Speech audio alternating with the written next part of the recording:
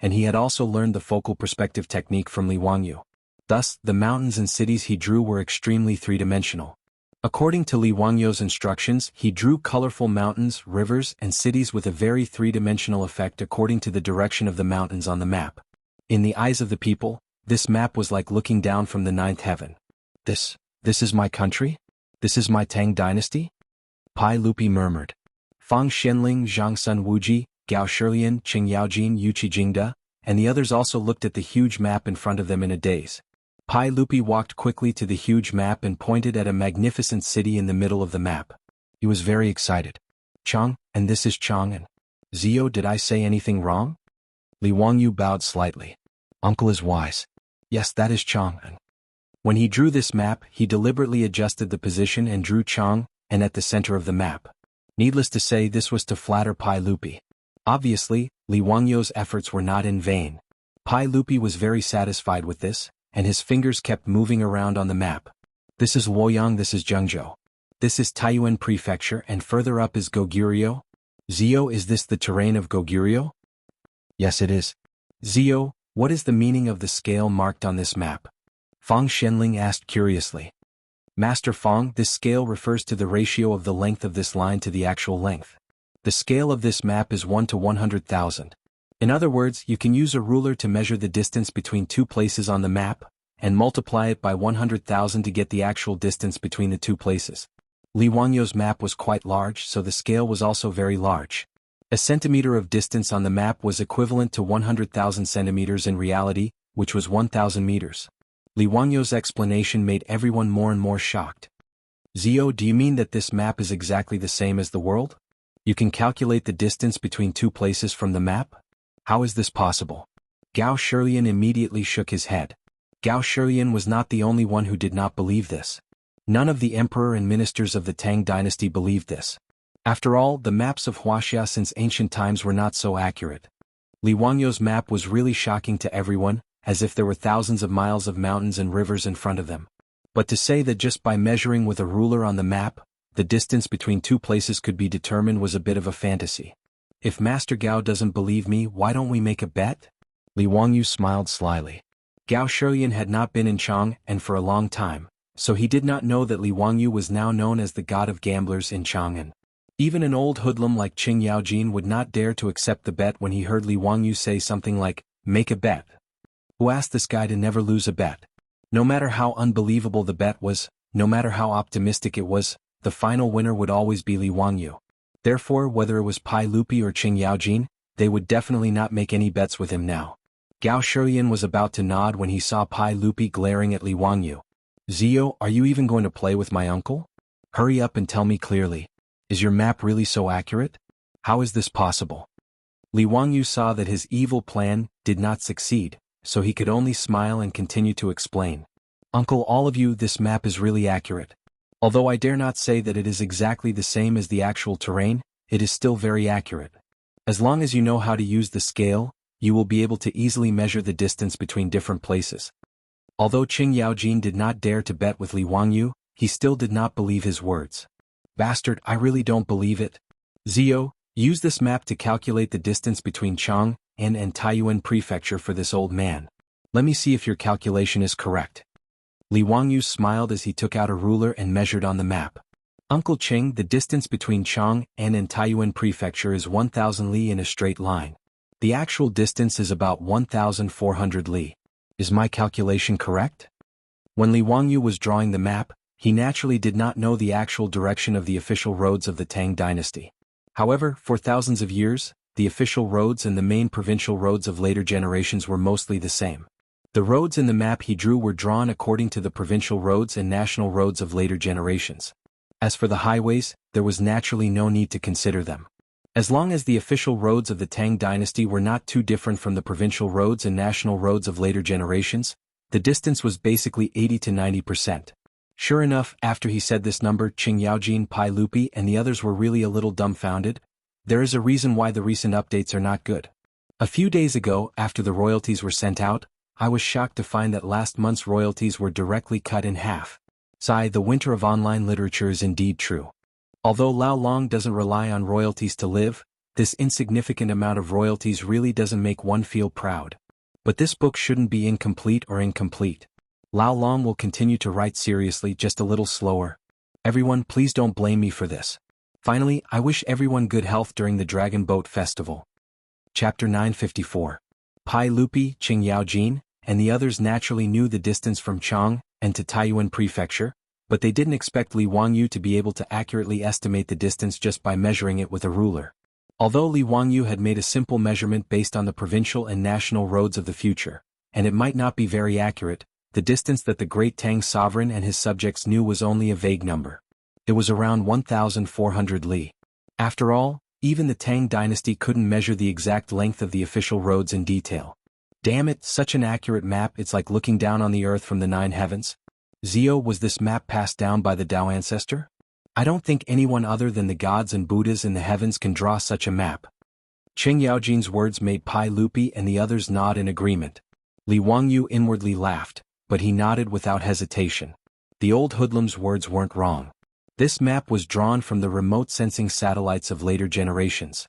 Saying that gods looked down on the earth from the 9 heavens wasn't a lie. After learning that this map was passed down by the Tao ancestor, everyone gasped in amazement. Pai Lupi's eyes almost glowed as he looked at the map. After gasping in amazement, everyone became even more interested in this huge map. Pai Lupi and the others ordered someone to bring a ruler, and they imitated Li Wangyu's method, personally measuring the dimensions on the map. Zio, is this map really correct? This old man measured that the distance from Chang and to Pyongyang, the capital of Goguryeo, is actually more than 4,000 li? Gao Shuyan's face was full of disbelief. He only knew that the distance to attack Goguryeo was very far, but he didn't expect it to be this far. Even if this map was passed down by the Tao ancestor, this number was enough to shock Gao Shuyan and the others. When they thought about how the Tang army had to maintain the supply of food for the 4,000 li journey, the officials of the Tang dynasty felt their scalps go numb. After all, in an era where there were no planes, trains, or cars, just traveling 4,000 kilometers was an extremely long journey. Not to mention, there was also the need to maintain the rations of hundreds of thousands of soldiers. Just the thought of people eating and horses eating was terrifying. Pai Lupi stared at the map in the direction of Pyongyang in silence. After a long while he looked away and looked at Li Wangyu. Zio, since you said that Goguryeo is nothing to fear, then in your opinion, what is the greatest threat to the Tang dynasty? Fang Xianling, Qing Yaojin, and the others all looked at Li Wangyu waiting for his answer. Li Wangyu walked up to the map and coughed softly. Uncle gentleman, you may not be aware of this, but there is only one opponent in the vicinity of the Tang dynasty that we need to be extra vigilant against, and that is, with Chang, and as the starting point, his finger kept moving westward until it reached the western part of Izhou. Then he pointed twice at the Qinghai Tibet Plateau. Tubo. That is the real threat to the Tang dynasty. On the map, Li Wangyu asked Yan Liben to draw the towering terrain of the Qinghai Tibet Plateau very conspicuously. The Yellow Plateau and the Sichuan Basin on the side formed a sharp contrast. Tubo? Where is that? Pai Lupi asked curiously. Fang Xianling, Qing Yaojin, and the others were also puzzled. They did not understand what Li Wangyu meant. Obviously they did not even know what Tubo was. Tubo was the first regime in the Qinghai Tibet Plateau that was clearly recorded in history, and Songtsen Gampo was the founder of Tubo. In history, the Tang dynasty did not know the existence of Tubo until the 9th year of Jingguan, when Li Jing led the army to attack Tuyuhan. Now that it was the 4th year of Jingguan, it was normal that the emperor and officials of the Tang dynasty did not know the existence of Tubo. Li Wangyu explained, Uncle gentleman, look. West of Izhou is the highest plateau in the world. Yes, master called it the Qinghai Tibet Plateau. Qinghai Tibet Plateau? Zio, what is a plateau? Can you explain it to me in detail? Li Wangyu pointed at the map. Uncle, the so-called plateau refers to this vast area. It is far higher than other places like the stage in the theater of the Tang dynasty. He walked to the side of the table, picked up a teacup, and placed it on top of the table. Uncle gentleman, if the land under our feet is this table, then the Qinghai Tibet Plateau would be like this teacup, far higher than the land under our feet.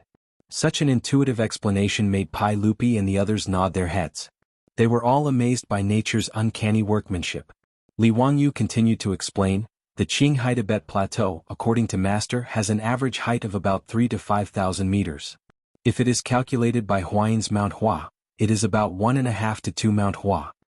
His words immediately caused the emperor and officials of the Tang dynasty to exclaim, "Zio, is there really such a high place in the world? Damn it, I have climbed Mount Hua and I already felt that it was too high to reach. If it is to Mount Hua, isn't it almost to the sky? How is that possible? If it is so high, is it still in the mortal world?" Obviously, in everyone's eyes, this height was almost to the sky. This was also normal. According to Chinese legends, the Queen Mother lived on Mount Kunlun, and Mount Kunlun was at the edge of the Qinghai Tibet Plateau. Therefore, in the eyes of the ancient people, it was not surprising that it was the place where immortals lived. Li Wangyu smiled. Master told me that he called the Qinghai Tibet Plateau the roof of the world, the highest place in the world.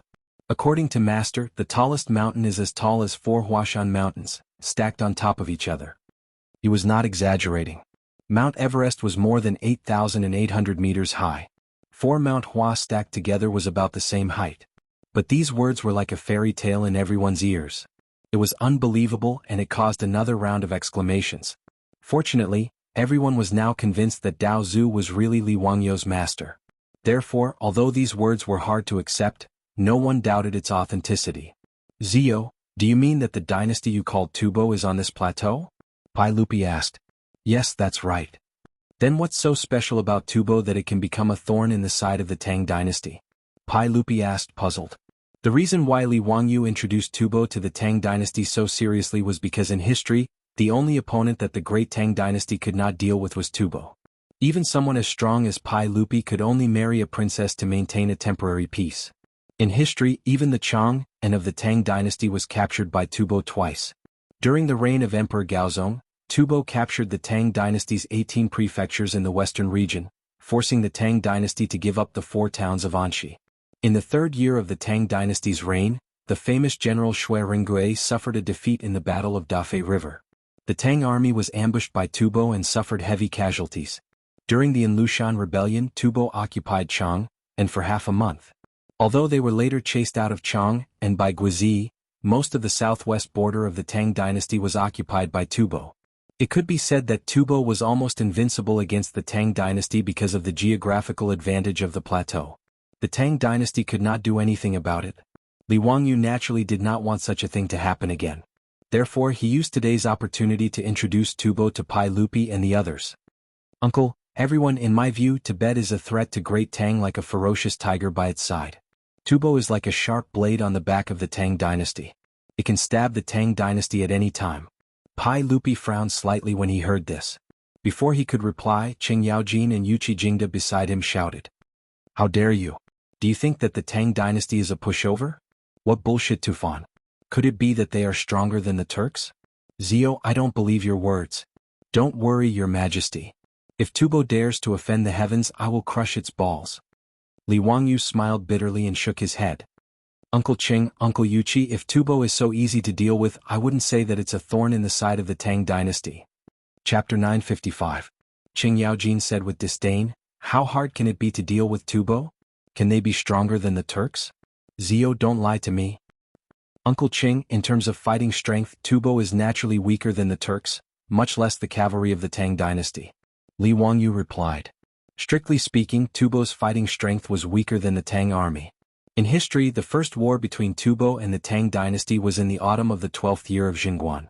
After Tubo annexed Tuyuhun, the Battle of Songzhou broke out in Songzhou.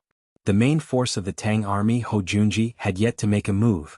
As the vanguard of the Tang army, Nyo Jinda had already defeated the Tubo army.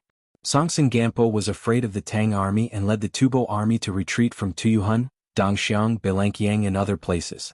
After the war between the Tang dynasty and Tubo, the main problem for Tubo was that once they lost, they would immediately retreat to the plateau. The Tang army had attacked the Qinghai Tibet plateau 3 times, but they all failed due to altitude sickness and weather. As a result, Tubo could attack the Tang dynasty, and if they lost, they could only retreat to the plateau. On the other hand, the Tang dynasty couldn't attack Tubo. In history, there was only 1,000 days of being a thief, but not 1,000 days of guarding against a thief. Thus, it was normal for the Tang dynasty to suffer losses from Tubo. Pai Lupi and the others naturally didn't understand this situation. Qing Yaojin asked in confusion, "Since that bullshit Tubo can't defeat the cavalry of the Tang dynasty, then why are you so worried? You said that Tubo is a threat to the Tang dynasty, are you playing with us?" Li Wangyu was speechless. He could only point at the plateau on the map and explain, "Uncle Cheng, did you forget? I said before that the Qinghai Tibet Plateau where Tubo is located has a height of 3,000 meters. Yes, so what? Cheng Yaojin still didn't understand. Uncle Cheng, do you know about miasma? The miasma that Li Wangyu mentioned was actually altitude sickness. As early as the Han Dynasty, China had already realized the existence of altitude sickness and called it miasma or miasma. Due to the humid and hot environment of the southern jungles, the poisonous gases produced by the decay of plants and animals were also known as miasma. Although the names were the same, in the mouth of the medical school, the diseases corresponding to the miasma in different regions were different. Qing Yaojin and the others were slightly taken aback. Zio, do you mean that there is miasma on the plateau? Li Wangyu nodded affirmatively. To be precise, it should be called altitude sickness. This is also the knowledge that Master taught me. Pai Lupi asked, Zio, tell me in detail. What does altitude sickness mean? Uncle, you've seen the Academy's hemispherical experiment that I did today. You should be able to understand what I said before. The air is not empty. Pai Lupi nodded, that's right. We now understand this point. I still remember that you said in the Taiji Palace that the air is mainly composed of oxygen and nitrogen, and oxygen is the source of our life. Li Wangyu admired Pai Lupi's good memory. Previously, he had explained it in front of the officials. He was not in a hurry to answer Pai Lupi's question. Instead, he ordered the old butler Li Heng to bring a crystal cup. In the Hangzhou Museum of the later generations, there was an exhibit that many tourists thought that the museum had made a mistake and had used a modern glass cup as an exhibit. In fact, the cup that looked exactly like a modern glass cup was a crystal cup from the Warring States period. Since the Warring States period could artificially make crystal cups, the Tang dynasty could naturally do the same. The crystal cup in Li Wangyu's residence was made according to the shape of the glass cup in the later generations. He took out a match, lit a candle and placed it on the table. Then he turned the transparent crystal cup upside down. Uncle, everyone, the oxygen in the air is the source of our life. This candle also needs oxygen to burn. If the oxygen in the cup is used up, the candle will go out by itself. Following Li Wangyu's words, the candle flame in the crystal cup flickered a few times and then went out by itself. This was a very simple combustion experiment, but Pai Lupi and the others couldn't help but widen their eyes in disbelief. Cheng Yaojin couldn't wait to pick up the crystal cup, relight the candle and turn the crystal cup upside down again. Dozens of seconds later, the candle quietly went out again. Damn it, there's actually such a thing. Cheng Yaojin subconsciously opened his mouth and took a few deep breaths, afraid that he would die from lack of oxygen. He turned his head and looked at Li Wangyu. Zio, this oxygen is really magical. But what does this have to do with the altitude sickness you mentioned just now? Li Wangyu said with a smile, Uncle Cheng, I'm afraid you don't know that the distribution of oxygen in the air is also different. The higher the altitude, the thinner the oxygen. When we reach an extremely high altitude, we can't even breathe with our mortal bodies and we can lose our lives in a moment. The biggest problem of the Qinghai Tibet Plateau, other than its high altitude, is that the oxygen is very thin. If ordinary people enter the plateau, they will suffer from headaches, fatigue, palpitations, shortness of breath, and other symptoms due to the thin oxygen. In serious cases, they might even lose their lives. He smiled and looked at Cheng Yaojin. If Uncle Cheng goes to the plateau, I'm afraid you will be short of breath and weak. You won't be able to use even 20% of your strength. How can you fight against the Tubo people in such a situation? Pai Lupi and the others couldn't help but look at each other when they heard such a strange story. Fang Xianling couldn't help but frown and ask, Zio, aren't those Tubo people afraid of altitude sickness? Li Wangyu nodded. Master Fang, the Tubo people have lived on the plateau since childhood and are already used to it. Although they will also be affected by altitude sickness, the effect is much smaller. Therefore, if Tubo and the Tang dynasty go to war, even if they lose, they can just retreat to the plateau. We can't do anything to them at all. In this way, Tubo is already in an invincible position. Pai Lupi's face was also very gloomy. Zio, if it's really as you said, then Tubo is really a big problem for me. Fang Xianling, Gao Shilian, Zhang Sun Wuji, and the other big shots also nodded. Just thinking about such a potential enemy made them feel very uncomfortable. Relying on their geographical advantage, only Tubo could attack the Tang dynasty, but the Tang dynasty couldn't attack Tubo's hinterland. In this way, wouldn't the Tubo army come and go as they please? Even if they couldn't win, they could retreat to the plateau to recuperate and lick their wounds. The Tang dynasty was passively attacked, so they could only invest a lot of manpower and resources to defend the border. Looking at the map, Pai Lupi and the others felt their hearts tighten. Next to Tubo was Izhou, where the Tang dynasty was rich. Once Tubo attacked the Tang dynasty, the first to suffer would be Izhou. After all, Gao Shiyan had been the governor of Izhou for many years, so he was naturally anxious when he saw such a situation. Your Majesty, if it's really as Zio said, we must guard against Tubo. That's right, how can we allow others to sleep beside our bed? If we don't get rid of Tubo, wouldn't our Tang dynasty be like a fishbone stuck in our throat? Your Majesty, this is no small matter. The few big shots couldn't help but feel a little anxious, so they all advised Pai Lupi. However, Qing Yaojin suddenly raised his head and laughed loudly, which attracted everyone's attention. They didn't understand why this old hoodlum went crazy again. Chapter 956. Qing Yaojin's laughter surprised Pai Lupi and the rest. Why, Your Majesty, everyone, why are you all racking your brains? Since Zio knows so much about Tibet, are you afraid that he doesn't have a way to deal with altitude sickness? Zio, don't keep us in suspense. Quickly tell us. Qing Yaojin's words stunned Pai Lupi and the rest. They then nodded in agreement. Since Li Wangyou's teacher was a Tao ancestor, there was nothing to worry about. Seeing that everyone was looking at him, Li Wangyou smiled and touched his nose. Uncle, everyone, actually there is no special medicine for altitude sickness. If the army wants to fight on the plateau, there is only one way, and that is to adapt. Although roseroot could prevent altitude sickness, for an army of hundreds of thousands, it was impossible to supply so much medicine. As such, the only solution was to build a training base on the plateau and let the Tang army slowly adapt to altitude sickness.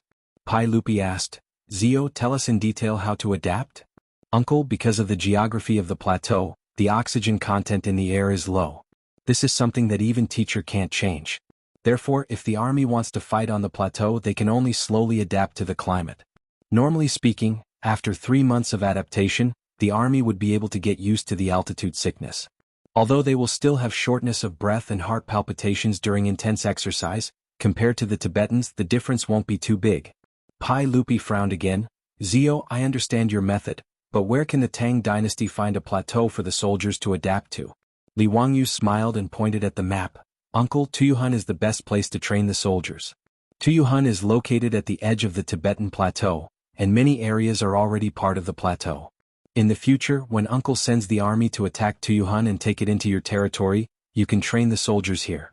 In the future, it will be easy for you to kill your way into the Tibetan plateau from Tuyuhun.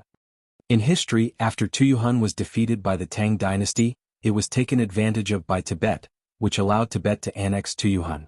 Li Wangyou was well aware of history, so he naturally wouldn't make such a mistake. Pai Lupi, Fang Xianling, and the other leaders immediately gathered in front of the map and carefully studied the terrain of Tuyuhun. They had already begun to think about how to annex this land. Li Wangyou continued, Uncle, gentlemen, attacking the plateau, there are still 2 difficulties. One is the temperature, and the other is the difficulty in supplying the army. Zio, tell me in detail. Uncle, everyone, have you heard of the saying, it's lonely at the top?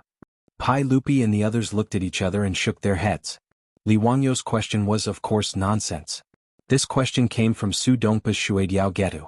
Li Wangyou hadn't had the time to copy this poem, so Pai Lupi and the others naturally hadn't heard of it. Uncle, all of you, have you ascended to a high place and looked into the distance? Do you feel cold at the top of the mountain? That's right, that's true. Everyone still didn't understand what Li Wangyou was trying to say. Actually, the higher the altitude, the colder it will be. Master said that if the altitude is 1,000 meters, it will be a lot colder. Li Wangyou said until here, but he didn't know how to explain. For every 1,000 meters above sea level, the temperature will drop by 6 degrees. The Qinghai Tibet Plateau was 3,000 to 5,000 meters above sea level, and the temperature was 10 to 20 degrees lower than Chang'an. However, since ancient times, China didn't have the concept of temperature. They only used cold, cold, cool, warm, hot, and hot to express the difference in temperature. He wanted to introduce the temperature to everyone, but without a thermometer, it was too difficult to explain the temperature. And to make a thermometer, he needed glass. After thinking for a while, Li Wangyou still couldn't think of a way to express the temperature. He could only scratch his head and continue, let's put it this way. If it's summer in Chang'an, it will be like early spring on the plateau. If it's winter, the plateau will be abnormally cold, no different from the winter in Liaodong. There's such a thing? If that's the case, then it will be troublesome. Pai Lupi and the others heard this and frowned again. They had been on the battlefield for a long time, so they naturally knew how troublesome it was for an army to fight in winter. Especially in the beginning of the Tang dynasty, where methods to resist the cold were relatively lacking.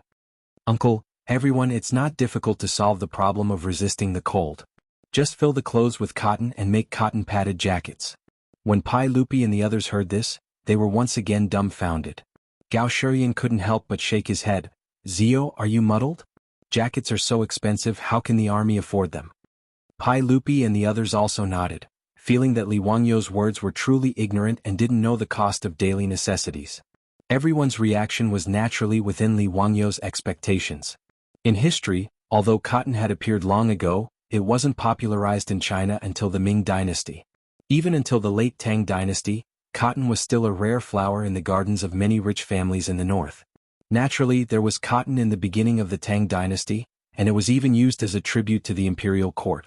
However, because it was rare, it wasn't easy to weave, and the price of cotton was quite expensive. For example, when Su Chongqing first met Empress Zhang Sun in a clothing store and recommended cotton clothes, the price wasn't something that ordinary people could afford. If the Tang dynasty wore cotton-padded jackets, it would be much cooler than wearing mink. As such, Pai Lupi and the others felt that Li Wangyo's words were unreliable. Li Wangyu laughed and walked in front of the map again. He pointed in the direction of the western region and said, Uncle, although the Tang dynasty doesn't produce cotton, the western region is very suitable for cotton planting. As long as we take Gaochang, Chiaotzi, and the other countries into our pockets, we can promote cotton planting. After a few years, cotton won't be a rare thing anymore and can be used to supply the needs of the army. As long as the Tang army is equipped with enough cotton-padded jackets, whether Uncle wants to attack Liaodong or Tufan, the cold winter won't be a problem. This is why I dared to say that I can solve the problem of resisting the cold in winter. The more Li Wangyu spoke, the more excited he became. It felt like he was playing a strategy game in the future. Uncle, the strategy that I've set for the Tang dynasty is to take down the western region first. After taking down the countries in the western region, we'll use several years to manage the western region and plant cotton in large quantities. After that, we'll attack Tuyuhun and train the troops here to prepare for the attack. As for Goguryeo, there's even less to fear. As long as Uncle is willing, once we can equip the army with cotton-padded jackets, we can attack Liaodong at any time to avenge our China disciples. In addition, Uncle can send out spies to infiltrate Goguryeo, Tufan, and the other places. Understand the climate, geography, and cities of Tufan and the other places in detail. This will pave the way for the army to attack in the future. As for the problem of the army's supplies, I've also learned some methods to make military rations that can be eaten by the army. These rations can be preserved for a long time and are delicious. Is the most suitable to be used to satisfy hunger. Li Wangyu was so excited that he poured out everything that he knew and thought in his heart like pouring beans out of a bucket. When this long speech landed in the ears of Pai Lupi and the others, it was deafening. It was like a series of explosions in their ears, making them feel dizzy. After a long while, Pai Lupi suddenly clapped his hands and laughed. Good, good. Zio really has the ability to govern the country. This strategy is very much in line with my intentions. I'm really lucky to have Zio's help. Xianling, write an imperial edict. I'll give Li Wangyu the title of Duke of Fufeng. Chapter 957. Pai Lupi's words stunned everyone. Commandery Prince? Li Wangyu's face was filled with astonishment. Li Er, this stingy guy, was so generous? He was going to make him a prince? Could he be a bachelor in the future? Fang Xianling, Gao Shilian, and others looked at each other and were surprised. Fang Xianling and the others did not doubt it. With Li Wangyu's ability and achievements, it was not surprising that he was conferred the title of Duke. But the point was that only members of the imperial family could be granted the title of Prince and Commandery Prince. After Li Wangyu was removed from the genealogy by the Li clan in Huxian, even the Zongjing Temple removed the names of Li Wangyu and his father, Li Zhou, from the genealogy of the imperial family. Of course, in the Middle and Late Tang dynasty, not only members of the imperial family could be granted the title of Commandery Prince, but also ministers and Jidushi could be granted the title of Commandery Prince. In the late Tang dynasty and the Five Dynasties, there were many Commandery Princes with different surnames. But now it was the beginning of the Tang dynasty. It was somewhat against the rules for non-members of the imperial family to be granted the title of Commandery Prince. As for Li Wangyu, there was a reason why Pai Lupi had not ordered the Zongjing Temple to register him as a member of the imperial family. The main reason was that Li Er was still thinking about marrying his eldest daughter, Changel, to someone of a lower status. Therefore, even if Li Wangyu called him uncle, Pai Lupi did not order the Zongjing Temple to restore Li Wangyu's status as a member of the imperial family. Fang Xianling was stunned and asked with a little hesitation, "Your Majesty, should we inform the Zongjing Temple to restore Ziyou and eunuch Li's status as members of the imperial family before granting the title?" Pai Lupi was a little confused and did not seem to understand why Fang Xianling said so. "Why should I restore Ziyou's status as a member of the imperial family when I grant him the title of founding commandery prince?" Founding commandery prince?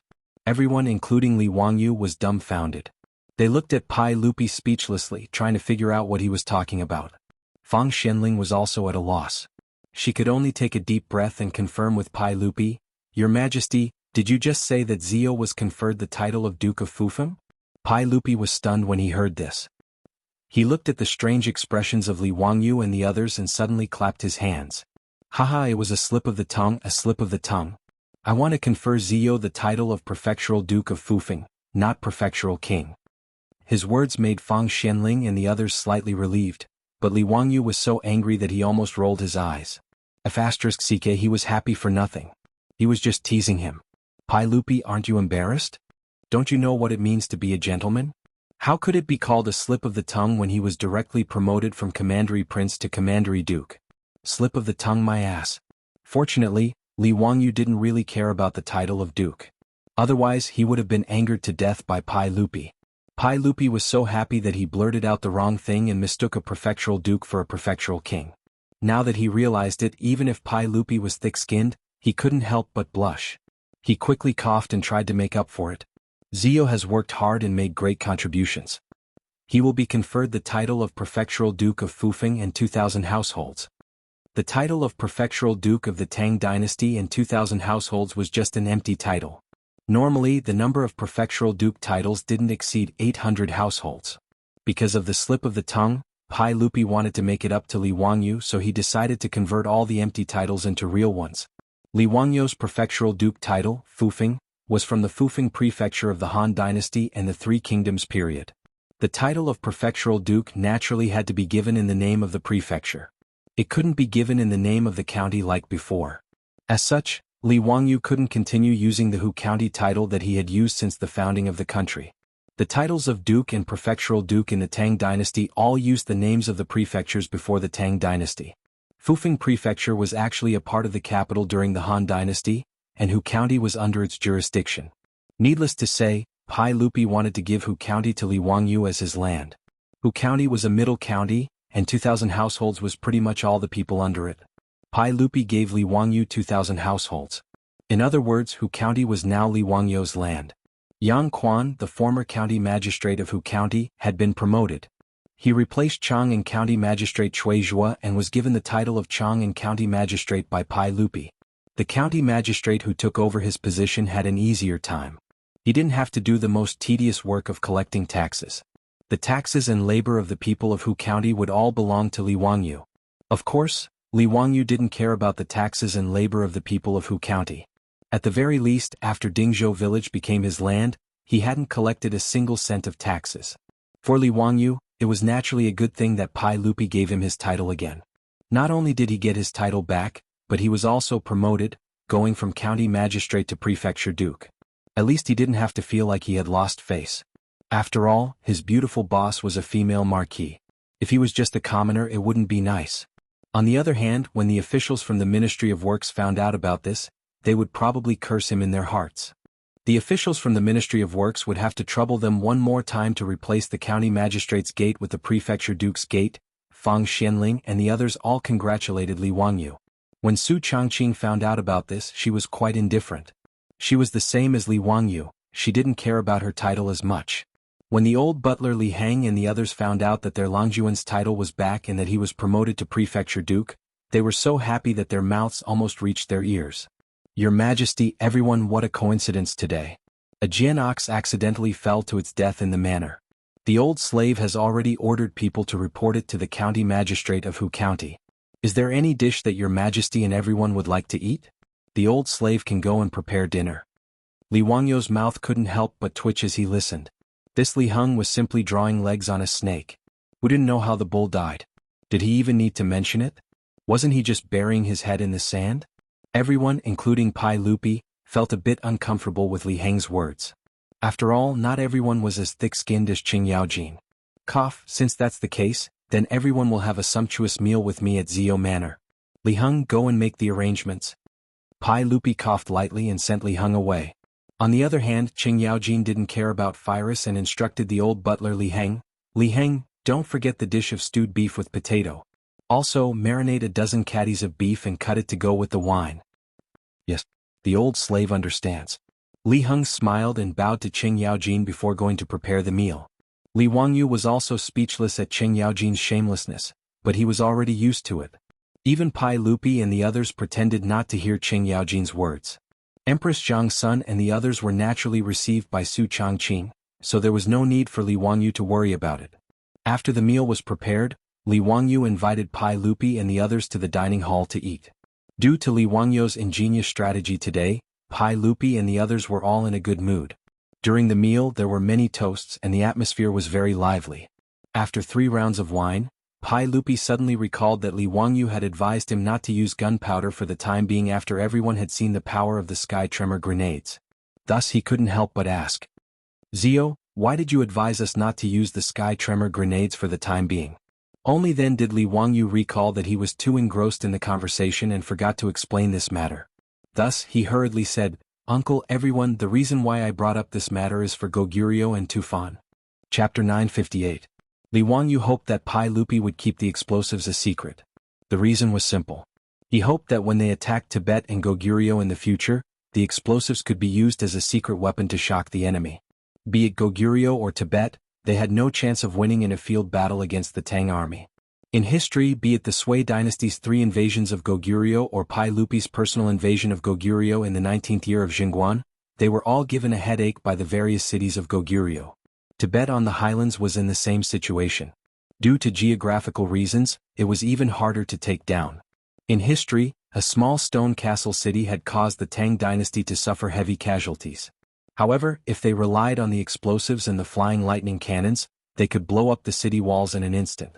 Furthermore, Li Wangyu was sure that when faced with the explosives, no matter how fierce or fearless the Goguryeo or Tibet soldiers were, they might not be much stronger than ordinary people. With that, the Tang army would be able to take down Goguryeo and Tibet with the smallest price. Wouldn't that be perfect? Furthermore, in history the Tang dynasty had wars with Tuyuhun East and West Turks, Gaochang, Kucha, Dongxiang, Hueha, Goguryeo, Tibet, Beech, Silla, Khitan, Greater and Lesser Balar, Nanzhao and the like. However, in Li Wangyu's eyes, only Tibet and Goguryeo were worthy of the Tang dynasty using explosives. Hence, he decided to keep the explosives a secret for now. When they attacked Tibet and Goguryeo they would strike like lightning. The reason that Li Wangyu gave was something that Pai Lupi and the rest agreed with. Gao Shilian, in particular, had personally witnessed the power of explosives against the enemy. Zhang Feing, who could hold back 10,000 men, was instantly taken down by the Tang dynasty's troops because of a dozen sky tremors grenades. Naturally, such a godly weapon could not be used easily. The strategy that Li Wangyu gave was something that Pai Lupi and the rest agreed with. As everyone toasted each other, they decided to first take down the western regions and Tuyuhun before attacking Tubo and Goguryeo. If everything went smoothly, Li Wangyu estimated that in 10 to 15 years, this world would have an unprecedentedly powerful empire. Its territory was so vast that probably only the Mongol Empire could compare to it. After talking about official business, Pai Lupi was so happy that he drank to his heart's content. In the end he got drunk. Served by Empress Zhang's son, concubine Yang and the others, he returned to Chang, and with a group of dukes who were also drunk. The conspiracy between Li Wangyu and Pai Lupi was naturally not known to outsiders. However, a hemispherical experiment of the academy set off a storm in Chang'an. There were thousands of people who witnessed the hemispherical experiment, including many officials and famous scholars. Through their mouths, the contents of the hemispherical experiment naturally spread to every corner of Chang and city at the speed of light. Although the people did not understand the significance of the hemispherical experiment, they understood that the air was not empty and the pressure was quite great. Whether they understood the atmospheric pressure or not had nothing to do with the lives of the people.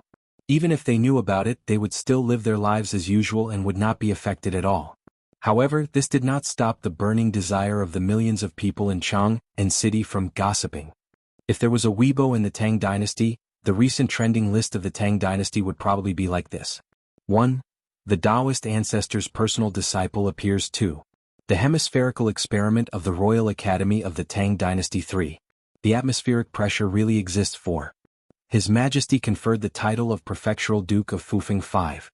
A citizen of Chang, and committed suicide out of fear of being killed by atmospheric pressure 6. Li Ziyo, Prefectural Duke of Fufeng. In short, Li Wangyu was now a phenomenal figure who dominated the list with absolute popularity. Naturally, these disturbances had no effect on Li Wangyu, who was hiding in Dingzhou village and living a leisurely life. The only small trouble was that several Taoist masters, for various purposes, had knelt down in front of Li Wangyu in public and called him Grandmaster. However, they had fooled the king of medicine, Sun Simiao. Sun Simiao's heart toward Taoism was quite firm. Otherwise, he would not have flatly refused when Pai Lupi wanted to confer him the title of nobility. Knowing that his neighbor was the core disciple of the Taoist master in the mortal world, the old Taoist immediately came to him and respectfully greeted Li Wangyu, calling him Grandmaster. This naturally caused Li Wangyu's face to turn red from embarrassment. After much persuasion and Su Changqing's persuasion, the old Taoist finally stopped. But even so, at least dozens of Taoist temples in Chang'an City, big and small, really worshipped Li Wangyu as their Grandmaster. In the future they would cause him a lot of trouble. Let's not talk about this for now. Another small trouble was Cheng Chumo and his group of playboys. This group of gossipy men, taking the opportunity to congratulate Li Wangyu on his promotion to the Duke of the founding county, all came to Dingzhou village and pestered Li Wangyu, insisting that Li Wangyu teach them some knowledge that others did not understand. Li Wangyu naturally knew that this group of bastards were so diligent, of course not because they loved learning. He was sure that this group of bastards wanted to learn something from him, so that when they went to the Ping Kong Square or the Hu People's wine shop to drink with prostitutes, they could brag and show off to those young ladies. Speaking of which, when he taught the playboys to mix vinegar and soda to produce carbon dioxide, it was an experiment that could show off. But even the most unreliable Cheng Chumo knew that this matter could not be taken as a joke. Otherwise, if this spread out, it was hard to guarantee that the people of the Zhan religion would not associate it with the holy fire of the Zhan temple altar that extinguished itself for no reason. Although everyone was sure that even if Zhan religion's Sabeo Miliman knew that they were the ones who did it, he would not say anything. After all, now in the Zhan temple of Liquan Square in Chang'an City, the purest holy fire of the sun was enshrined, so the Zhan religion did not suffer any losses. But this was related to the Zhan religion. If they could avoid this kind of trouble, why should they gamble? If any priest of the Zhan religion insisted on arguing with them, although they were not afraid, it would be very troublesome. Therefore, the playboys never told others about the glorious achievement that made them so proud. Even Fang Xianling and the others did not know about it. Li Wangyu rolled his eyes at the playboys' pestering. Then he reluctantly taught this group of bastards a few small experiments. Li Wangyu even taught the foppish young masters how to make muddy water clear and how to turn a cup upside down. He even taught the foppish young masters the colorful rope that Wen Zai had used to fool the elders of the Li family in Hu County. It was not easy to send the playboys away. Every few days, it was Li Wangyu's time to teach the students of the academy. But this day before Li Wangyu left for the academy, he saw Su Jingzong, who was sweating profusely, running into his mansion in a panic. Duke, something happened. Chapter 959. Li Wangyu was taken aback by Su Jingzong's sudden reaction and couldn't help but feel nervous. The academy was filled with 6 or 7-year-olds. If something happened to them, it would be disastrous. Furthermore, there were princes and princesses like Li Qingqian and Li Tai, as well as many children of officials and nobles in the court. It would not be a small matter if they were injured. Therefore, Li Wangyu had repeatedly told the professors and teaching assistants of the academy that safety was their top priority.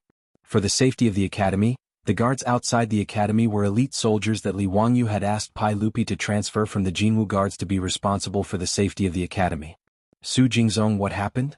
Li Wangyu quickly asked. Su Jingzong wiped his sweat and showed an excited and troubled expression. Duke, many people came to the academy today. I do not know how to settle them down, so I came to ask for your advice. When Li Wangyu heard him say this, his heart, which had been in his throat due to nervousness, finally calmed down. He glared at Su Jingzong in annoyance. Su Jingzong can make arrangements for these things. As long as they do not disturb the order of the academy, they can visit as they wish. Do you have to make such a fuss? The academy was not open to the public, but it depended on who it was. Because there were many children of officials and nobles in the court, there were many students in the academy. Su Jingzong naturally could not refuse these court colleagues. Therefore, even if Li Wangyu was unwilling, he could only turn a blind eye and allow the officials and nobles to visit the academy. Hearing that Su Jingzong had rushed to his residence to talk about this, Li Wangyu became more and more unhappy. He could not help but complain that Su Jingzong was an old bureaucrat and that his standards had dropped a lot recently. Hearing this, Su Jingzong kept shaking his head. No, you have misunderstood me. However, there are nearly 1,000 people who came to the academy today. They are all famous scholars in Chang, and high monks of Confucianism, Buddhism and Taoism, as well as many court officials. That's why I'm worried about how to settle so many people. Li Wangyu asked curiously, what are they doing in the academy? Today isn't the day of recess, is it? Su Jingzong smiled bitterly and said, My lord, everyone said that they came to the academy today to listen to my lord's lecture. If there were not many people, the class would be fine. After all, the Duke did not forbid outsiders from attending. However, Duke, you also know that the largest auditorium in the academy can only hold a little over 1,000 people. It is impossible to hold so many people. But I can't refuse them, nor can I ask the students of the academy to give up their seats for them. This lowly official is also in a dilemma, so I can only ask for your advice. When Li Wangyu heard Su Jingzong's words, he was a little dumbfounded. More than 1,000 famous scholars, eminent monks and government officials were coming to listen to him teach a group of children? Are they crazy? Li Wangyu thought that the so-called encyclopedia he taught was just a scientific lecture for the students of the academy to broaden their horizons. However, he did not know that since the Taoist and Buddhist sects failed to impeach him, and the Taoist eminent monks kowtowed and acknowledged him as their grandmaster, the news that Li Ziyo, the Duke of Fufeng, taught the knowledge of the Taoist ancestor in the Royal Academy of the Tang dynasty immediately spread to Chang, and of Noda and the surrounding provinces and counties. A hemispheric experiment in the academy, coupled with the endorsement of several Taoist eminent monks, confirmed Li Wangyu's bragging that he was the core disciple of the Taoist ancestor. In this way, who would not want to listen to the knowledge of the world personally taught by the Taoist ancestor? Who would not want to learn? How could they miss such an opportunity to listen to the teachings of the Taoist ancestor's disciple? Therefore, as if they had discussed it beforehand, after inquiring about the time of Li Wangyu's lecture, they all rushed to the academy at the same time and asked Su Jingzong to sit in on the lecture. Su Jingzong was both happy and surprised. Unable to make a choice, he ran to Li Wangyu's mansion in a panic and asked Li Wangyu how to deal with this matter. Li Wangyu pondered for a moment and said, Since you are willing to listen, then listen. But the auditorium of the academy can't accommodate so many people. Li Wangyu waved his hand and said, It doesn't matter. I see that the aisle in the auditorium is quite spacious. Just order someone to move some futons in. It's not a big problem to squeeze in. When he said this, he thought of the catchphrase of the bus drivers in the future, Go back, squeeze in, it's still very spacious. Thinking of this, Li Wangyu could not help but laugh. Li Wangyu's words suddenly shocked Su Jingzong so much that his eyeballs almost fell out. He even suspected that he was hallucinating. The auditorium of the academy was sketched by Li Wangyu himself and ordered the Ministry of Works to build it according to the drawings. The auditorium did not sit on the ground as was customary in the Tang dynasty. Instead, it was set up with more than 1,000 seats like the auditorium of the later generations. The front of the auditorium was low and the back high, similar to the lecture halls in the universities of the later generations. For the safety of the students, there were several arched aisles in the auditorium for people to enter and exit. They were all very spacious. If they really did as Li Wangyu said, they would be able to squeeze in another 1,000 people if they squeezed. However, the degree of crowding was not much different from the subway cars in the capital of Wuxia and Shanghai during the rush hour in the later generations. Not to mention the officials of the imperial court, even these famous scholars and eminent monks were treated as distinguished guests wherever they went. However, Li Wangyu was going to let all these people squeeze into a group and sit on the ground to listen to the lecture? It was the custom of the Tang dynasty to sit on the ground. This was normal. Even if the officials of the imperial court were in the Taiji palace, they would still sit on the ground. However, the students of the academy were all sitting on the high back chairs. It was somewhat improper to let the officials sit on the ground. If this matter was spread out, the Royal Academy of the Tang dynasty would really be famous. Su Jingzong opened his mouth. He really wanted to persuade Li Wangyu to let the students of the academy sit on the ground and give their seats to the famous scholars. However, he did not dare to say this out loud. Otherwise he would definitely be scolded by Li Wangyu. Moreover, the Crown Prince Li Qingqian and the others were also students of the academy. How could Su Jingzong dare to let Li Qingqian and Li Tai sit on the ground? Anyway, Su Jingzong did not have a way to solve this matter. Since Li Wangyu, the main character, had spoken, Su Jingzong did not bother to argue anymore. He would just do as Li Wangyu said. Anyway, if the sky fell, the ground would catch it. He thought that the officials would not vent their anger on him, the vice dean of the academy. As for Li Wangyu, he did not care about the identities of those people. It did not matter if they were famous scholars or eminent monks. Since they were going to listen to the lecture, they would have to follow his rules. After all, his lecture was for the teachers and students of the academy. Naturally, there was no reason for them to give up their seats. Su Jingzong followed Li Wangyu's instructions and went to make arrangements. Li Wangyu waited until it was almost time before he rode to the academy. However, when Li Wangyu stepped into the academy's auditorium, he was stunned by the scene in front of him. Chapter 960. Looking at the dense crowd in the academy's auditorium, Li Wangyu, the initiator, was somewhat surprised. He did not expect that after more than 2,000 people squeezed into the academy's auditorium, it would be like this. It was as crowded as the train station during the spring festival. The originally spacious walkway was now filled with a dense mass of people. Su Jingzong seriously carried out Li Wangyu's orders. Originally, Su Jingzong was worried that these famous scholars and eminent monks would fly into a rage when they found out that the academy had arranged for them to sit on the aisle floor and cause a lot of trouble. But what Su Jingzong did not expect was that more than 1,000 people did not object. They all obeyed the academy's arrangement and sat on the floor obediently without any complaints. In fact, Su Jingzong was completely overthinking. These people were more worried that they would annoy Li Wangyu and not be able to listen to the knowledge passed down by the Taoist ancestor. Therefore, for them, even if they were to sit on the floor and listen to the lecture, it would be sweet as syrup. But the academy students were a little surprised to see so many strangers suddenly appear. Fortunately, the academy students had seen the world. Especially the second-year students who had been with the Crown Prince Li Qingqian and others day and night, all of them had developed a big heart. A few days ago, the academy students had seen His Majesty with their own eyes during the academy's hemispheric experiment. Even the best of the academy students had been cordially received by Pai Lupi, the dean of the academy.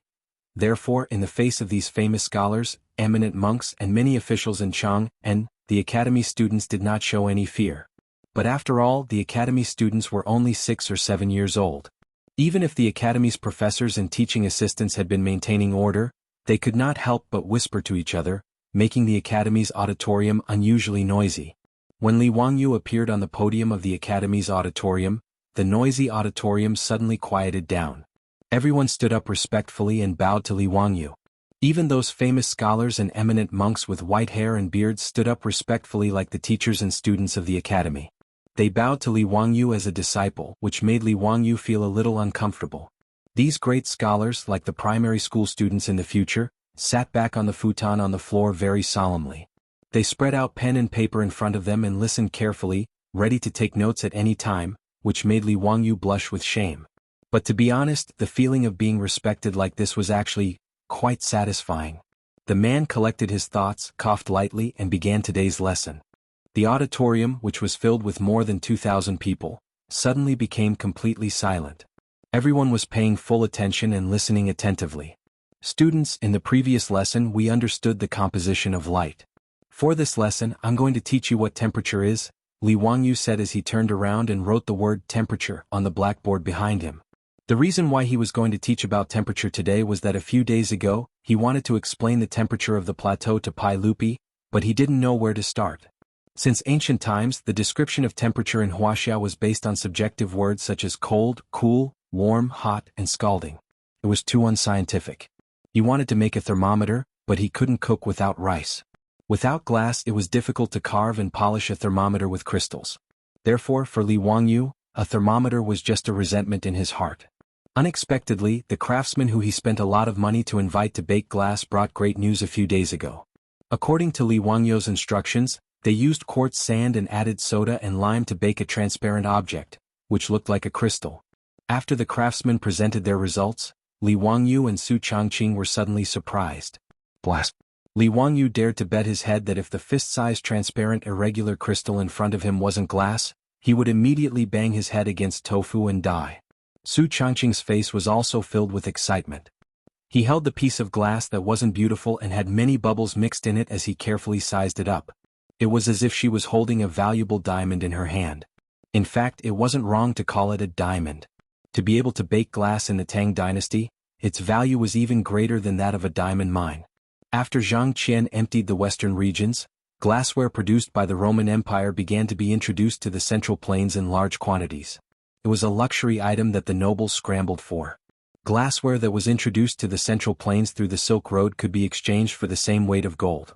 But in this era, whether it was the Persians or the Roman Empire, the glass produced wasn't very pure and transparent. In Li Wangyou's residence, there were also imported glassware that had been given as gifts. In his and Su Changqing's picky eyes, this glass was still far from the glass of later generations. At most, it was between glass and colored glaze. Glass was difficult to bake in ancient times, mainly because the melting point of sand was too high. With today's technology, it was extremely difficult to achieve a melting point of 1,600 degrees. But Li Wangyou knew that adding soda to the sand could lower the melting point to more than 800 degrees. However, the glass produced in this way was a one-off product and would dissolve in water. Therefore, lime had to be added to it. Only then would the glass produced be usable. Li Wangyou and Su Changqing had almost broken their heads and discussed with each other to dig out this knowledge from the various fragments of knowledge in their memories. Now that the craftsmen had really used this method to bake transparent and colorless glass, the two of them were naturally overjoyed. As for the glass-blowing technique, in fact, these craftsmen of the Tang dynasty knew how to bake colored glaze. There was no need for Li Wangyou to show off his shallow common sense. The glass-blowing technique was invented by the ancient Egyptians as early as 1000 BC. Later, the Romans learned this technique and spread it to the Central Plains along with Western glassware when it was introduced to China. Li Wangyou was naturally overjoyed when he learned that the craftsmen even knew how to bake glass. He immediately ordered the craftsmen to bake some glass tubes for him to make a thermometer. There was a round sphere below the glass tubes. Mercury was poured into the glass tubes, and then the mouth of the tubes was sealed with liquid glass. The thermometer was then completed. As for measuring the temperature, it wasn't difficult to mark the temperature on the thermometer. The boiling water was 100 degrees, and the mixture of ice and water was 0 degrees. The middle was equally divided into 100 equal parts. A thermometer that wasn't standard, but was enough to measure the approximate temperature was completed. It was also because of the thermometer that Li Wangyou temporarily changed his plan and prepared to popularize the concept of temperature in advance in the Tang dynasty. We all know that water has cold and heat and the weather has hot and cold. But have you ever thought about why we can only use words like warm, hot, and cold to describe cold and heat when there are measurement units for length and weight? Everything should have a limit. Therefore, the Tao ancestor measured the degree of cold and heat and called it temperature. Today, what I want to teach you is temperature. Li Wangyou's words fell into the ears of the students of the academy, but they didn't think much of it. After all, they were still young and had shallow knowledge. They didn't understand the mystery. However, the famous scholars, Confucian scholars, high monks, and officials who were listening on the side trembled and couldn't help but straighten their backs even more. Chapter 961. Both the Rites of Zhou and the Book of Rites had records of the system of measurement. When Qin Shi Huang unified the 6 states, he even used a single law to measure stones and feet, carriages on the same track and books on the same language. Since ancient times, Chinese measurements included length, weight, volume, and so on. Now, Li Wangyou had mentioned a temperature that no one had ever heard of before. How could they not be excited? As for those Taoist and Buddhist monks, they were even more excited. This was the immortal Dharma passed down by the Taoist ancestor. Even though Buddhism and Taoism had different beliefs, it did not stop them from listening to the Taoist ancestors' teachings. After all, it was the Dharma of the heavens and it was not much different from the Buddha's Dharma. After Li Wangyou attracted everyone's interest, he waved his hand downstairs. Immediately, some people brought up some items. Furnaces, ice cubes, water basins, and so on were not important. However, there was a huge thermometer among them that made everyone feel amazed. This thermometer was almost 1 meter tall. It was a teaching tool that Li Wangyou had asked the craftsmen to blow and blow for him. Although no one knew what a thermometer was, they could tell that it was expensive. Of course, this was nonsense. These auditing students were not blind. In the eyes of the crowd, such a huge, crystal-like rod was made of crystal. With a single glance, one could tell that it was definitely not an ordinary object. Some people suspected that it was a colored glass produced by the Great Qin Empire. However, they had never seen such a clear colored glass in the Great Qin Empire. Some people secretly guessed that it was made of transparent and colorless crystal. However, no one had ever seen such a huge crystal before. Moreover, it was unimaginable that a crystal could be carved into such a shape. Whether it was crystal or colored glass, they were all treasures that were more valuable than gold. Even the Taoist Gao Zhen and the eminent monks of the Buddhist League were guessing in their hearts that the glittering rod-shaped object was a treasure that the Taoist ancestor had given to County Duke Fufan. They even guessed that the temperature that Li Wangyu mentioned earlier might have something to do with this treasure. Li Wangyu did not keep them in suspense. Soon he solved the mystery. Everything in the world can be measured. Naturally, cold and heat can be measured as well. This item was passed down by the Tao ancestor. It is specially used to measure cold and heat. It is called a thermometer. The thermometer that Li Wangyu fiddled with was actually the simplest glass tube thermometer. It used the principle of thermal expansion and contraction to realize the measurement of temperature. Of course, with his knowledge he could only make such a thermometer. As for other thermometers such as needle thermometers, resistance thermometers, gas thermometers, and so on, unless there was a Tao ancestor showing his divinity, he could not even think about it. You may ask, why do we need to measure heat and cold? Why do we need to measure temperature? Simply put, temperature is life. Li Wangyu's words immediately caused an uproar among the crowd. Everyone began to write furiously, recording his every word and action. Ma Zhou and the others had also applied for leave today to attend their teacher's lecture. At this moment, not only were Ma Zhou, Yan Libin, and the others taking notes seriously, they were even pondering if they should record all of their teacher's words into a book, then engrave it into a book and disseminate it to the world. Li Wangyu's lecture on the scientific knowledge of temperature lasted for a full quarter of an hour. Only his words echoed in the auditorium, and the sound of people taking notes was heard. The temperature in his mouth naturally referred to the Celsius scale of temperature that the Wuxia people in the future were accustomed to. As for the Fahrenheit scale, open scale, Levant scale, Rankine scale, and so on, Li Wangyu did not understand and was too lazy to think about it. In short, if he wanted to teach, he would teach himself to be used to it. Well, as I said just now, the human body temperature is about 36 degrees, boiling water is 100 degrees, and the mixture of ice and water is 0 degrees. You can measure the heat and cold of everything in the world. Next, let's do a few small experiments to measure the temperature of these objects, and see if it is the same as what I said. On the podium, Li Wangyu explained the concept of temperature and how to use the thermometer to the teachers and students of the academy, as well as a group of auditing students. Then he used the giant thermometer as a teaching aid to measure various objects in front of everyone, which made everyone very excited. After that, he ordered people to distribute many normal-sized thermometers to the teachers and students, so that they could test them by themselves. Li Wangyu did not expect that there would suddenly be more than 1,000 auditing students, so the number of thermometers that he ordered the craftsmen to blow was limited. In order to satisfy the irrepressible curiosity of these auditing students, Li Wangyu could only ask the teachers and students of the academy to give up a few thermometers to these famous scholars to measure the temperature. The teachers and students of the academy were fine, but these famous scholars, eminent monks, and officials almost fought for the right to use these thermometers. Amitabha, this thermometer was obtained by poor monk first. Why do you want to compete with poor monk? This is something passed down by Tao ancestor. What qualifications do you Buddhists have to compete with me? Amitabha, what you said is wrong. In front of Tao ancestor and Buddha, we are all equal. What's the difference? Bah? Damn bald donkey.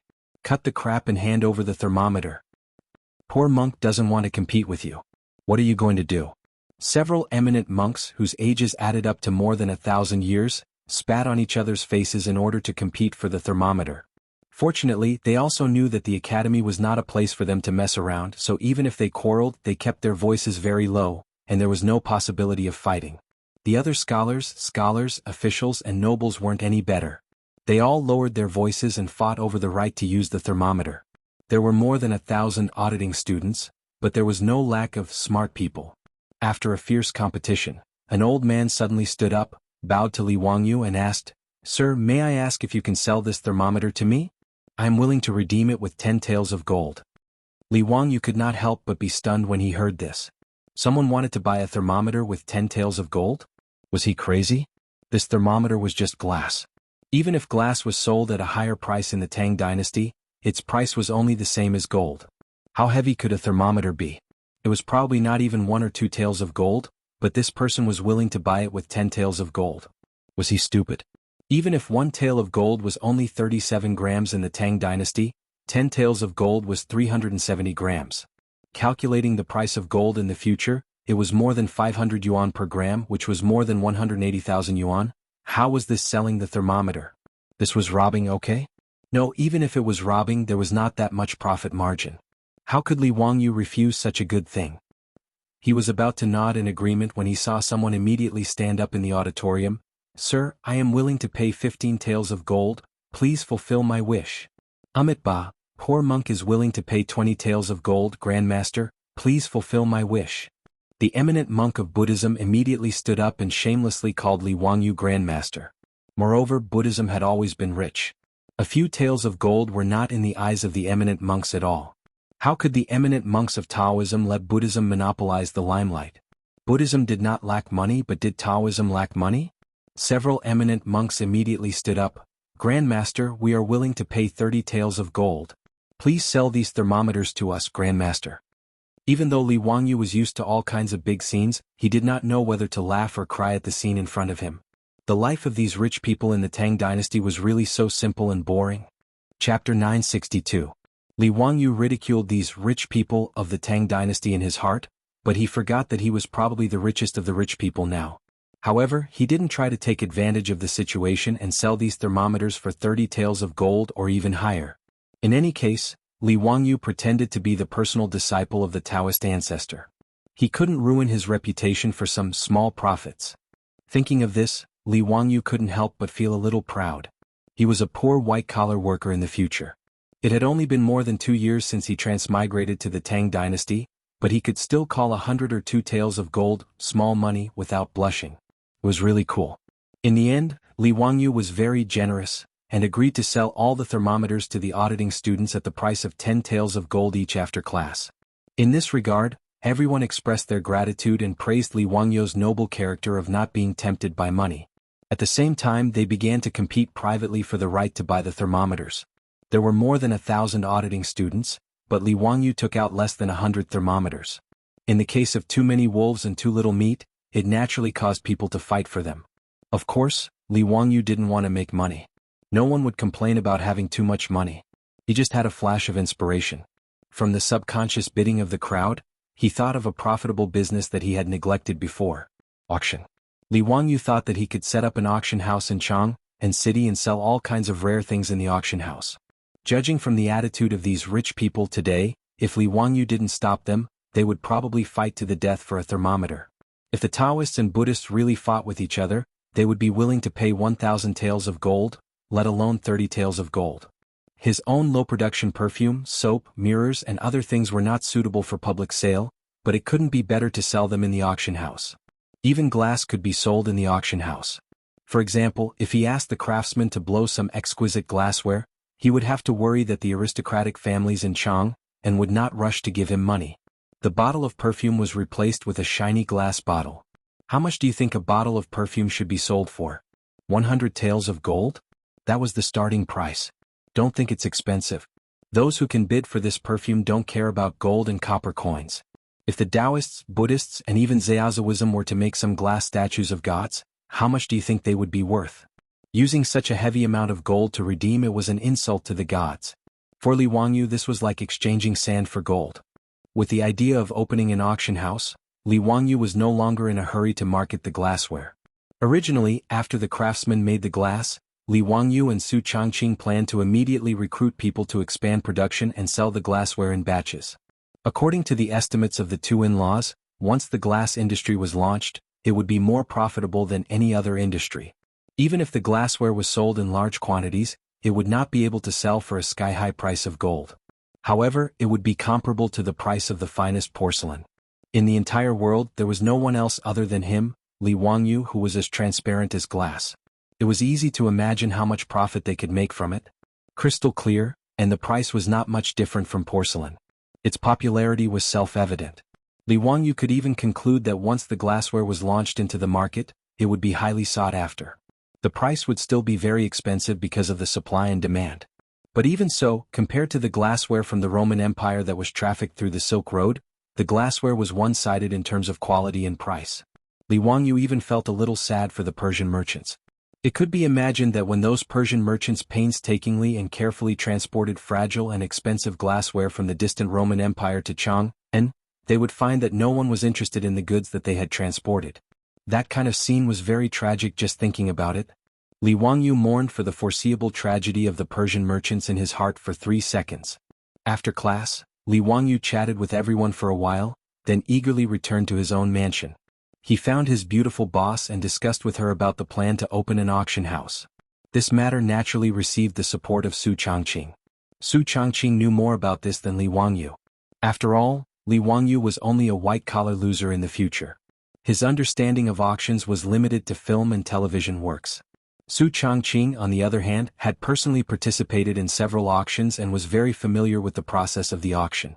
The two in-laws discussed and decided on the big scheme of cheating money. Time flew by and a few months passed in a flash. At the end of the 4th year of the Jingguan era, on the first day of the Lunar New Year's Eve holiday, the gossipy people in Chang and city found that there were many nobles on the streets today. Men rode horses and women rode luxuriously decorated 4-wheeled carriages. Under the protection of their own troops, they majestically headed to Chujiang Lake in the south of the city. The people guessed that some nobles were holding a banquet at Chujiang Lake. Naturally, they would not have guessed that the reason why so many officials and aristocratic families were alarmed was because of the opening of an auction house called Sotheby's today. The person who sent the invitation to so many nobles in Chang and city was naturally Li Wangyu, the Duke of Fufeng. Only Li Wangyu could come up with such a strange name for Sotheby's. This guy directly copied the famous Sotheby's and Christie's auction houses in the future. He took 2 words from each and came up with such a strange name. Su Changqing rolled his eyes at Li Wangyu's heaven-defying naming ability, but he was too lazy to care about this guy's bad taste and let him do as he pleased. None of the nobles in Chang and city knew what an auction house was. Li Wangyu did not explain and only pretended to be mysterious. Even when the playboys and the old gangsters asked him about it, Li Wangyu just smiled and did not answer. He only told them that he would not let them down. Since the Duke of Fufeng had personally sent the invitation, these nobles naturally had to give face. In addition, they were curious, so early in the morning, all the families and manors received the invitation and set off to Chujiang Lake to find out what was going on. Li Wangyu's auction house was built in Chujiang Lake, a royal garden. It could be said that it was the only auction house in the world. The reason was needless to say. Of course, it was because Pai Lupi and Empress Zhang's son also owned 50% of this business. After Pai Lupi figured out what an auction house was, he expressed his support without hesitation. Pai Lupi, who had always been stingy, would not let go of such an opportunity to openly fleece the aristocratic families and rich merchants. Pai Lupi even ordered Mi Tuo to clean up the royal treasury and get a lot of valuable things for today's auction. When the invited guests came to a corner of Chujiang Lake and saw the building called Sotheby's Auction House with their own eyes, they were all shocked as if they had seen a ghost. Chapter 963. When the crowd of wealthy and respectable guests, under the guidance of the gentle and pleasant servant girls of the auction house, bypassed the lush trees within the crooked river pool and arrived in front of the auction house, everyone was shocked to the point of being speechless. The entire building was wrapped in a translucent, crystal-like material that emitted a dazzling golden light under the winter sun. Miracle. This is really a miracle. The Crystal Palace. Could this be the legendary Crystal Palace? Duke Fufeng is indeed the Taoist ancestor's direct disciple in the mortal world. Could this auction house be the immortal mansion that the Taoist ancestor bestowed upon Duke Fufeng? The guests that Li Wangyu invited were not only the noble families in Chang'an City, but also the famous merchants of the eastern and western cities, the Persian merchants and the abbot of the Buddhist and Taoist sects. He had also sent out invitations and invited them over. When the Persian merchants saw the auction house, they knelt down without hesitation and kept kowtowing and praying toward the auction house. The other guests did not laugh at them because they were not much better than the Persian merchants. Some of the ladies let out ear-piercing screams, and some of them stared at the auction house and muttered to themselves. In the future, it was popular to build skyscrapers with large glass walls in major cities. The glass walls of these buildings would reflect all kinds of dazzling light spots under the sun, causing people to feel dizzy and uncomfortable. This was light pollution. Therefore, various laws and regulations were introduced in the future to control the phenomenon of light pollution. Li Wangyu Sotheby's auction house was a typical example of light pollution, in the eyes of the future generations. The 3-story building was wrapped in golden glass, and under the direct sunlight, it was impossible to look directly at it. In order to show off, this guy actually ordered the craftsman to plate the glass with gold and then inlay it outside the building. Su Changqing was completely speechless about Li Wangyu's vulgar aesthetic.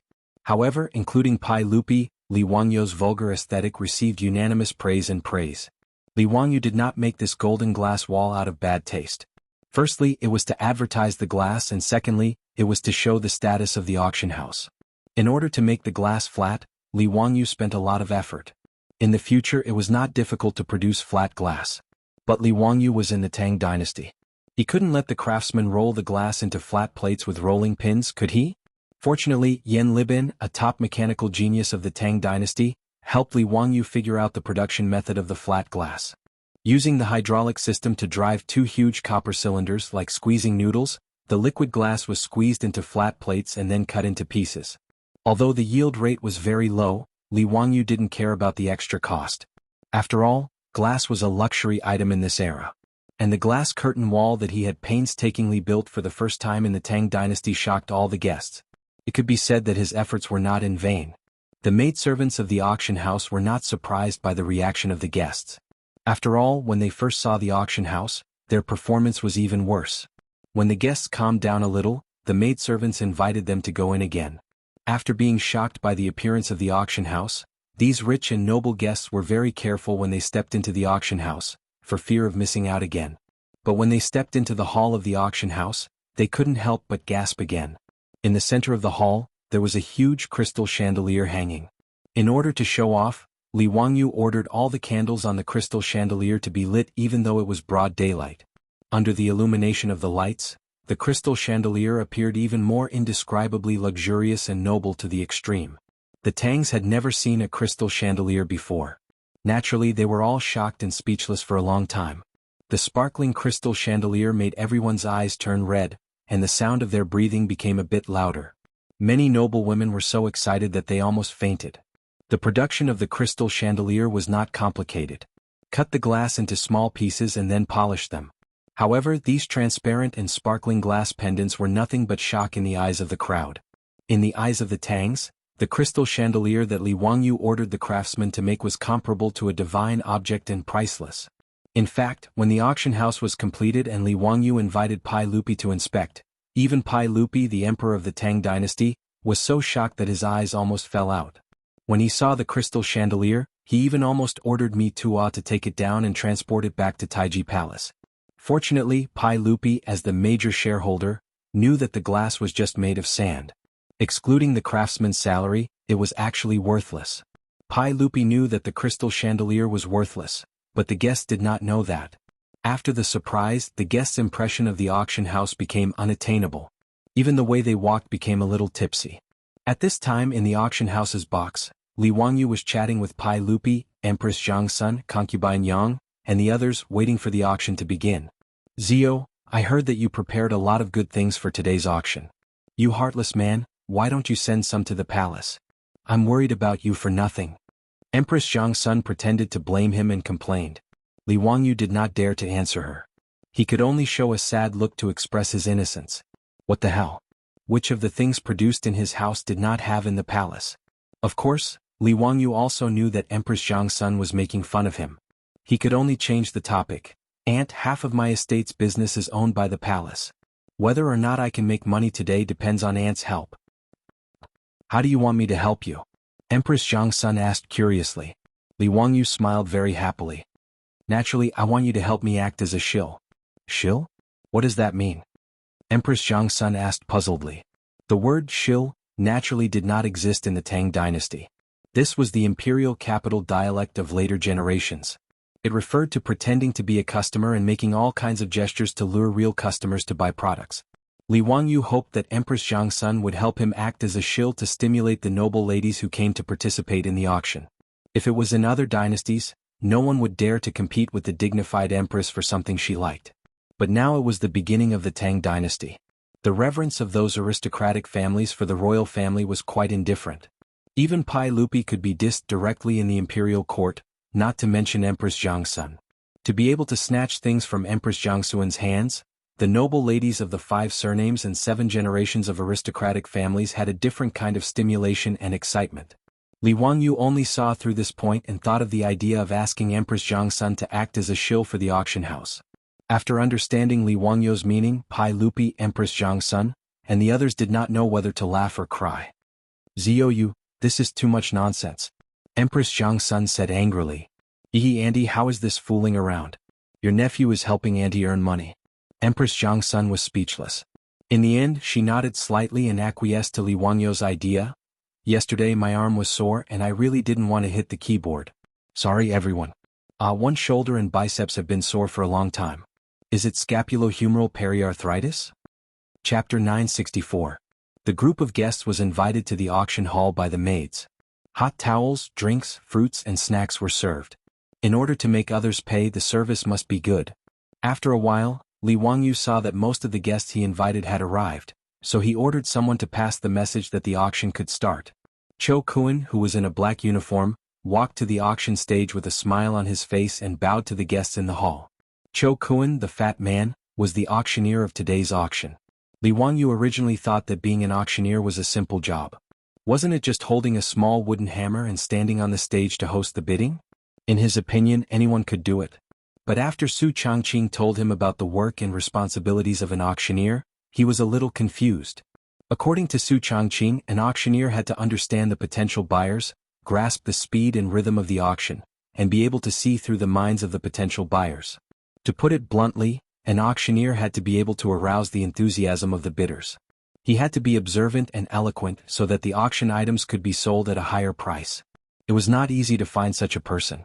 When Li Wangyou was worried about where to find a suitable auctioneer, the fat man Cho Kuan happened to visit his mansion, which made his eyes light up. This fat man was suitable. The Cho family in Chang'an and Li Wangyou's mansion had become closer in the past 2 years. Li Wangyou would not look down on merchants like the Cho family like the Tangs. Even if his title was getting higher and higher, which made Cho Yuanliang and Cho Kuan a little nervous, he still treated the Cho family as before. When he sold the pornographic pictures to the Cho family, he got food. Although he did not use it in the end, Li Wangyou did not forget the Cho family's kindness.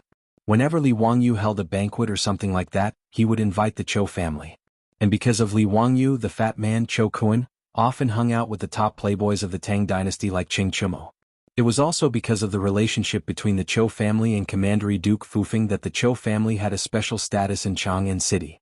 Back then, Li Wangyou had accompanied Fatty Cho Kuan to Zhang Liang's manor to present a painting. Just because Fatty was dressed in black, he had been ordered around by the steward of Zhang Liang's manor, and had even been beaten because of it. Just how lowly was his status. Now, even though the Cho family was still a low-class merchant family and could only wear black clothes, Cho Yuanliang could drink and chat with those nobles and officials.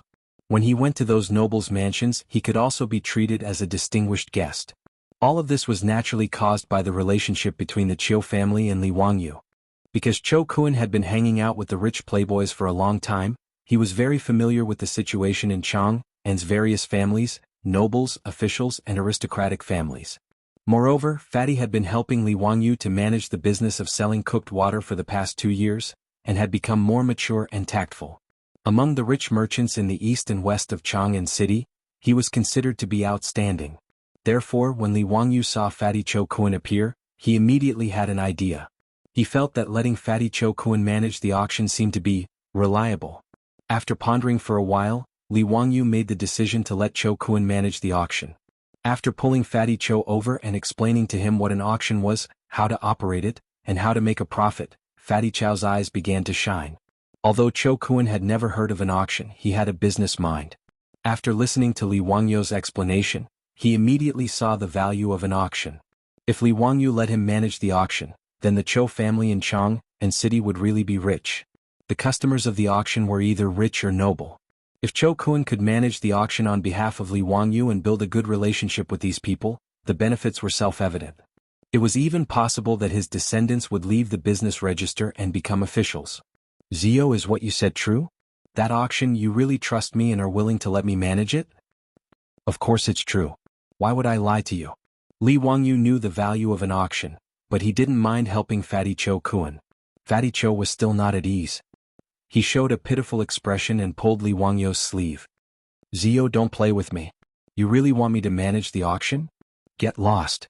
Li Wangyou was disgusted by Fatty Cho's expression. He pushed his fat face to the side. If you look at me like that again, I'll go find someone else. Damn, this Fatty Cho is too disgusting.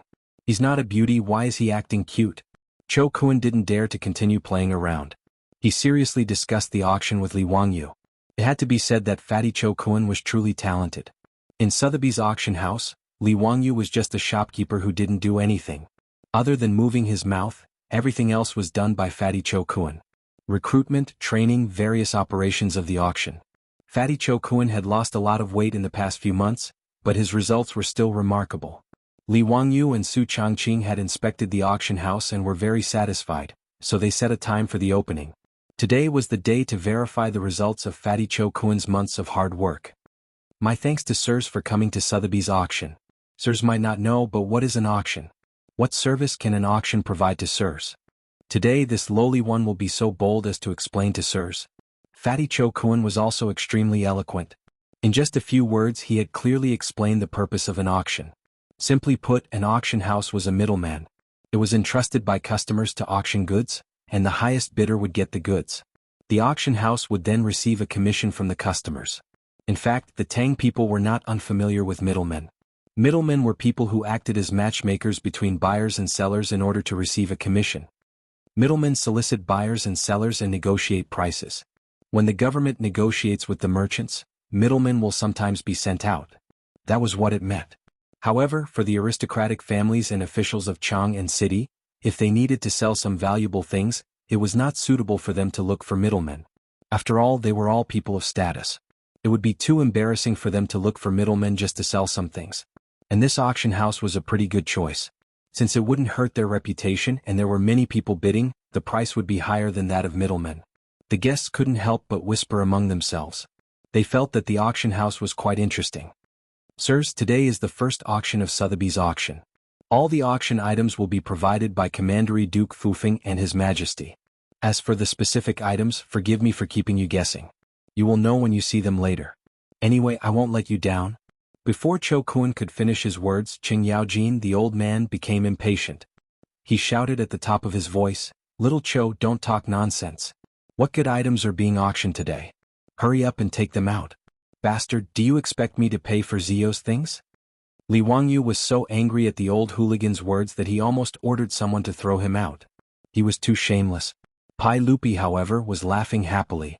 Li Wangyu wanted to ask Pai Lupi if he had forgotten that he had half of the shares in the auction house. Cho Kuan was not angry. He smiled and bowed to Qing Yaojin. "Since High Duke Lu said so, I will start the auction immediately. The first auction item today is..." Chapter 965. The first item to be auctioned today is a treasure personally crafted by Commander Duke Fufeng. As for what it is, I don't need to say more. Everyone will know once you see it. Cho Kuan kept the crowd in suspense and waved at the maidservants below the stage. A huge object that was as tall as a person was carefully pushed to the front of the stage by a few maidservants. It was covered in red satin. Upon hearing that this object was personally crafted by Li Wangyu, the crowd's curiosity was piqued. Even though the aristocratic families and Li Wangyu had never been on good terms with each other, they were still looking forward to the good things that Li Wangyu had created. They all cast curious gazes toward the auction stage. "Cho Kuan, what are you waiting for? Hurry up and take off the red satin. Let me see what good things Ziyu has created this time." Qing Yaojin shouted impatiently again. Cho Kuan originally wanted to keep the crowd in suspense, but after being mocked by the old hooligan, he could only helplessly smile bitterly and reach out to take off the red satin. When the object under the red satin revealed its true appearance, there was a burst of exclamations in the huge auction hall. In particular, the noble women directly let out ear-piercing screams. What appeared in front of everyone was a huge, shining mirror that was as bright as an ingot. Ever since he had invented glass, especially flat glass, Li Wangyu's first thought was to make mirrors. Back then, at Pai Lupi's birthday, Li Wangyu had given him a copper mirror that was plated with silver. All the civil and military officials were so shocked that their eyeballs almost fell to the ground. The copper mirror was plated with silver, so it was clear, but compared to a mirror made of glass, there was a huge difference. To make an inappropriate comparison, if an ordinary copper mirror in the Tang dynasty had a 480p image, Li Wangyu's copper mirror had a 720p image. As for the glass mirror, it was a Blu-ray HD version. After Li Wangyu created the copper mirror, he partnered with Empress Jiangsun to manufacture and sell this kind of copper mirror. The copper and silver-plated mirrors sold on the market today were not large in size. They were about 1 square foot and sold for about 100 strings of coins. They were considered high-end luxury goods. Most of the guests who came to participate in the auction today had bought copper and silver-plated mirrors, which contributed a lot to Li Wangyu and Pai Lupi's little treasury. As for the mirror that was taller than a person, it was originally the only mirror in the world that Li Wangyu had given to Pai Lupi. The guests present were all knowledgeable people. With a single glance, they could tell that the mirror before them was even clearer and brighter than the one they had seen in Taiji Palace. As for the noble women, it was their first time seeing such a huge mirror. They were all so excited that they could not control themselves. Many of the noble women didn't even care about their manners. They lifted the corners of their dresses and ran to the front of the mirror, looking left and right. In order to compete for a position to look into the mirror, a few of the noble women even disregarded their dignity and started to quarrel. The auction hall became chaotic for a moment. It was as noisy as a market. In the box, Pai Lupi looked at the crazy crowd below, dumbfounded. He couldn't help but shake his head and smile bitterly. Ziyu, when did you fiddle with this mirror? Even I was moved when I saw it. Empress Zhang's son and concubine Yang were even more reproachful. They glared at Li Wangyu with dissatisfaction.